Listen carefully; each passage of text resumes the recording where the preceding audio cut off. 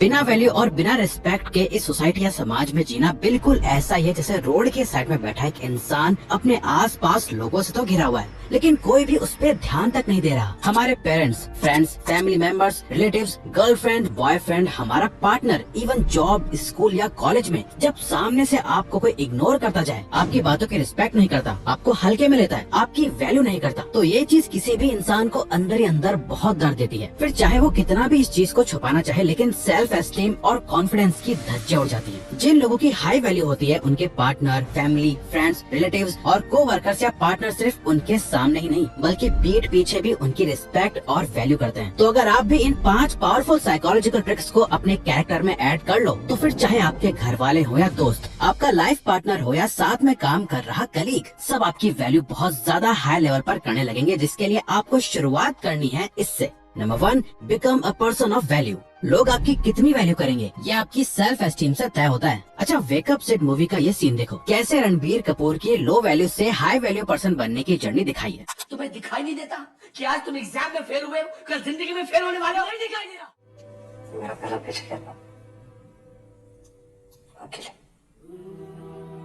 Self esteem का मतलब ही ये होता है कि हम खुद को कैसे देखते हैं, हम खुद की कितनी वैल्यू करते हैं। ये हमारे खुद को लेकर ओपिनियंस और बिलीव्स पे बेस्ड होता है। आपकी जितनी ज्यादा सेल्फ एस्टीम होगी, अपने आसपास के लोगों के बीच आपकी उतनी ही ज्यादा अपने आप रिस्पेक्ट और हाई वैल्यू होगी। आपको कुछ करने की जरूरत ही नहीं होगी। लेकिन अफसोस, हम में से अधिकतर लोगों को बचपन से लेके बड़े होने तक इतनी बातें सुनने को मिलती है कि बड़े होते होते तो हमारी सेल्फ एस्टीम और कॉन्फिडेंस की धज्जियां उड़ चुकी होती है। तो फिर दूसरे हमारी क्या वैल्यू करेंगे जब हम खुद की ही हाई वैल्यू नहीं करते। दूसरों से पहले शुरुआत खुद से करो, क्योंकि जिसकी सेल्फ एस्टीम बहुत लो होती है वो लोग अपनी ही वैल्यू नहीं करते। वो कभी खुद से किए वादे पूरे नहीं करते। वो बोलते तो है कि मैं ये करूंगा, मैं वो करूंगा, लेकिन करते कुछ नहीं। और फिर पूरी फैमिली में या उनके आसपास के लोगों में उनका मजाक बन के रह जाता है। ये मेहनत नहीं करते, ये हमेशा दूसरों के लिए हाजिर और अवेलेबल रहते हैं। ऐसा दिखाते हैं सामने वाले को कि इन्हें उनकी बहुत ज्यादा जरूरत है, सामने वाले को इनकी नहीं। ये उसे इम्प्रेस करना चाहते हैं, खुश रखना चाहते हैं, उनकी लिस्ट में ये टॉप पे रहना चाहते हैं। तो बताओ कोई क्यों इनकी वैल्यू करेगा जब ये खुद की डेली लाइफ या खुद के टाइम की वैल्यू ही नहीं करते। कोई इन्हें कितना भी नीचा दिखा दे, कुछ भी उल्टा सीधा बोल दे, ये फिर भी नहीं सुधरते और उम्मीद करते हैं कि वो पर्सन मुझे रिस्पेक्ट या वैल्यू करे। इनके दोस्त इनका खूब मजाक उड़ाते हैं। इनके ग्रुप में होने या न होने से किसी को कोई फर्क नहीं पड़ता। इन्हें बस सबसे कूल और मजाकिया दिखना होता है लोगों को इम्प्रेस करने के लिए। ऐसा इसीलिए क्योंकि ये लोग खुद को बाकियों से कम समझते हैं। इनके अंदर इनसिक्योरिटीज होती हैं। अमेरिकन पॉलिटिशियन एलेनर रूजवेल्ट ने कहा था कि no one can make you feel inferior without your consent, यानी आपकी मर्जी के बिना कोई आपकी वैल्यू नहीं गिरा सकता। अगर आपको अब तक ये लगता आ रहा है कि लोग आपकी वैल्यू नहीं करते, ऐसा इसीलिए क्योंकि आपने उन लोगों को वो सारे रीजंस दिए हैं जिसने आपकी वैल्यू को कम कर दिया है उनकी नजरों में। इसीलिए अपनी वैल्यू बढ़ाने का जो सबसे पहला स्टेप है वो है कि अपनी सेल्फ एस्टीम को बढ़ाओ। इसे करने के लिए आपको कुछ बहुत बड़ा नहीं करना है, बल्कि अपने आप से सच बोलना है, अपनी कही हुई बात पर अमल करना है, अपने किए वादों को पूरा करना है, हमेशा अवेलेबल या हाजिर नहीं रहना है, परफेक्ट या अच्छा बनने की कोशिश नहीं करनी, अपनी छोटी छोटी चीजों का खास ख्याल रखना है और लोगों को ऐसा दिखाना है कि आप अपने में पूरे हो, आपको किसी की जरूरत नहीं है और आप किसी और पर डिपेंड नहीं हो, बल्कि ऐसा बनो कि लोगों को आपकी जरूरत हो, आपको उनकी नहीं। ये छोटे छोटे डिसीजंस आपकी सेल्फ एस्टीम को बढ़ाएंगे, जो डायरेक्टली आपकी पर्सनैलिटी पे दिख के आएगा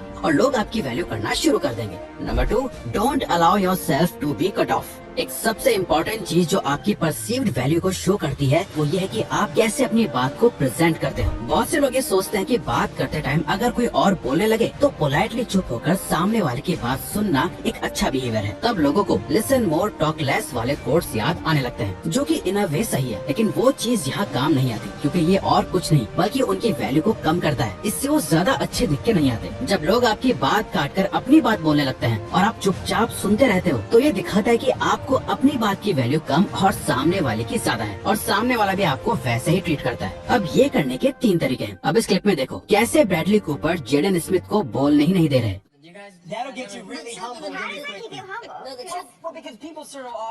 अब आप जेडन स्मिथ के फादर विल स्मिथ को देखो कि वो कैसे अपनी बात कहते हैं। बाकियों से जस्ट थोड़ी सी लाउड और ऊंची वॉइस में बोलने से विल स्मिथ ने अपनी पूरी बात कह दी है।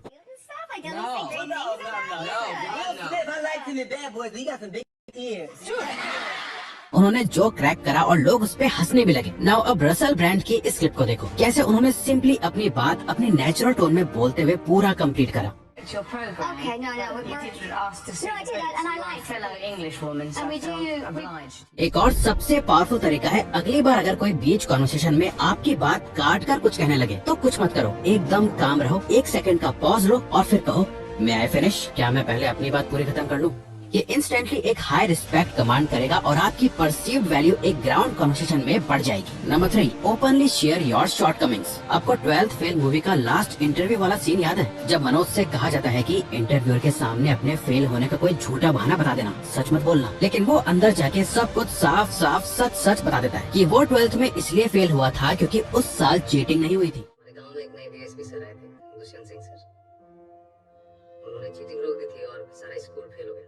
अगर मनोज ने ये बात छुपा ली होती तो वो शायद कभी आईपीएस नहीं बन पाते। अगर आप इस fake it till you make it वाले कॉन्सेप्ट में बिलीव करते हो तो आप अपनी वैल्यू गिरवा रहे हो। लोगों को लगता है कि अगर वो अपनी कमियां छुपाएंगे तो वो ज्यादा अच्छे दिख के आएंगे। ऐसा नहीं है। जब भी आप अपनी कमियां छुपा रहे होते हो, सामने वाला उससे बहुत आसानी से पकड़ लेता है। लोगों को परफेक्शन नहीं चाहिए, कोई इंसान परफेक्ट नहीं होता और हर इंसान इस बात को बखूबी समझता है। लोग आपकी कमियों से आपको जज नहीं करते, वो आपको इस बात पे जज करते हैं कि आप अपनी कमियों को खुद कैसे देखते हो। इसका सबसे बड़ा एग्जाम्पल आपको गली बॉय मूवी के फाइनल रैप बैटल में बहुत क्लियरली देखने को मिलता है। कैसे सामने वाला उसकी गरीबी, उसके कपड़े, उसकी फाइनेंशियल कंडीशन की सच्चाई दिखा रहा होता है। रैप गेम तेरे बस का ना, तू धोने आजा मेरे गाड़ी, दान में ले पैसा, जा तू ऐश कर ले भिखारी। बट रणवीर सिंह का कैरेक्टर अपनी इन कमियों को छुपाता नहीं, बल्कि उसे प्राउडली एक्सेप्ट करता है। अल्लाह ठोक, सर झुका, तू धूम दबा, चल रास्ता नाप ले, कपड़े सिलाए ले खुद के दम पे, नहीं लिए मैंने अपने बाप से। अपने सच को एक्सेप्ट करना बहुत ही हिम्मत वाला काम है और वैल्यू उन्हीं की करी जाती है जिनमें सच एक्सेप्ट करने की हिम्मत होती है। Number 4, don't apologise just to avoid conflict. आपने ऐसे बहुत से लोगों को देखा होगा, या हो सकता है कि आप खुद भी ऐसे ही पर्सन हो जिसको बहस करना पसंद नहीं, जो ज्यादा किसी से लड़ता नहीं, और जहाँ बात आगे बढ़ रही होती है तो आप अच्छा ठीक है, मेरी गलती है, तुम सही हो, अब बात को खत्म करते हैं, ये बोल के लड़ाई खत्म करने की कोशिश करते हो। आपको क्या लगता है इससे क्या होता है? सामने वाले की नजर में आपकी रिस्पेक्ट बढ़ जाती है। वो ये सोचते हैं कि वाह, ये कितना अच्छा पर्सन है, इसने लड़ाई नहीं करी, इससे आपकी वैल्यू बढ़ गई। ऐसा कुछ नहीं होता। इनफैक्ट सामने वाला आपको और नीची नजरों से देखने लगता है। जिसके अंदर फाइटिंग स्पिरिट नहीं है, जो डरपोक है, कुछ भी कर दो, और थोड़ी सी बहस क्या हो गई, ये खुद अपनी गलती मानने लगेगा, जिसका लोग बहुत गलत फायदा उठाते हैं। बात बहस जीतने की नहीं है, अपने आप को सही साबित करने की भी नहीं है, बल्कि अपनी बात की वैल्यू को होल्ड करके रखने की है। सामने वाला आपसे अग्री नहीं कर रहा तो कोई बात नहीं, अपनी बात की वैल्यू कम मत करो। अगर आप बार बार ये करते रहे तो आपकी किसी बात की कोई वैल्यू नहीं करी जाएगी। Number 5, compliment your competition.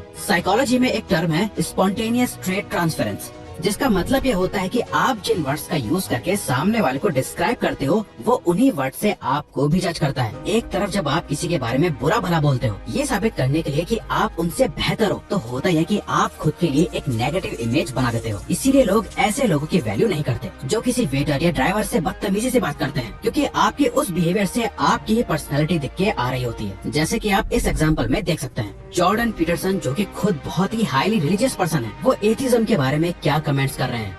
Because you could say in some sense there's been 300, 400 years of brilliant scientists who've been doing nothing but laying the foundation for. जब भी आपके सामने कोई आपको किसी से कंपेयर करे तो अपने आप को उससे अलग मत दिखाओ, न ही सामने वाले में कोई कमियां गिनवाओ। जैसे फॉर एग्जांपल, आपकी फैमिली में आपके ही किसी कजन की अच्छी जॉब लग गई या पढ़ाई में वो अच्छा है, जिससे इनडायरेक्टली आपको कंपेयर करा जा रहा हो, तो ऐसे टाइम जब आप उसकी तारीफ करोगे कि हाँ वो मेहनत करता है, अच्छी बात है, I am very happy for him, ये आपकी वैल्यू को और बढ़ाएगा और आपके इन्हीं वर्ड से लोग आपको भी हार्ड वर्किंग पर्सन की तरह देखने लगे।